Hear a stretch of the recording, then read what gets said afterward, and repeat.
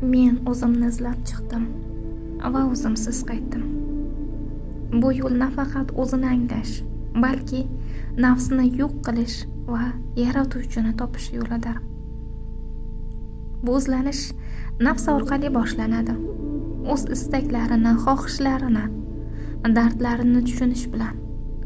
O'zligini izlab ketgan odam nafsini yo'q qilib, yaratuvchi huzurida o'z menidan kechadi. Unda endi men qolmaydi, faqat u qoladi.